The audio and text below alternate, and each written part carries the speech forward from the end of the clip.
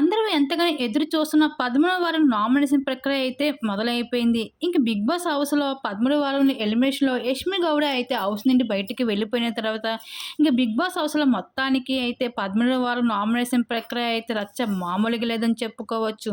ఇక స్టార్ మాల ప్రోమో చూసుకున్నట్లయితే 'big boss' హౌస్‌లో మొత్తానికి మనందరం ఎదురు చూస్తున్న 13వ వారం నామినేషన్ ప్రాసెస్ వచ్చేసింది. ఇంక యశ్విని ఎలిమినేషన్ తర్వాత హౌస్ అంతా గందరగోళంగా మారిపోయింది కంటెస్టెంట్స్ మధ్యన.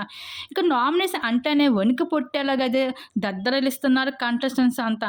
ఇంకా ఈ వారం నామినేషన్ నుండి రోహిణి అయితే తప్పించుకుంది. చీప్ కంటెండర్‌గా అయిపోయి ఇంక మిగతా హౌస్‌మేట్స్ అంతా అయితే తూకం చెయ్యండి, తగిన రీజన్ చెప్పి నామినేషన్ చేయాలి అంటూ 'బిగ్ బాస్' అయితే సరికొత్త డిఫరెంట్ నామినేషన్ మొదలుపెట్టేశారు. ఇక స్నేక్ రీజన్ చెప్పి నాగార్జున గారి ముందు ఏ విధంగా అయితే కారణాలు చెబుతూ వచ్చేసారో ఇప్పుడు అదే విధంగా అదే రీజన్‌తో మరోసారి నామినేషన్‌లో రెచ్చిపోయారు.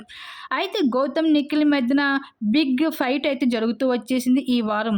అయితే ఈ వారం అయితే వేరే లెవెల్‌లో అయితే రెచ్చిపోయారు గౌతమ్, నిఖిల్. ఇంకా పృథ్వీ, రోహిణిల మధ్యన కూడా గొడవ చెలరేగిపోతూ వచ్చేసింది. ఇంకా విష్ణుప్రియ క్యారెక్టర్ కోసం మాట్లాడడంతో విష్ణు, రోహిణి మధ్యన కూడా నామినేషన్ గట్టిగానే పడింది.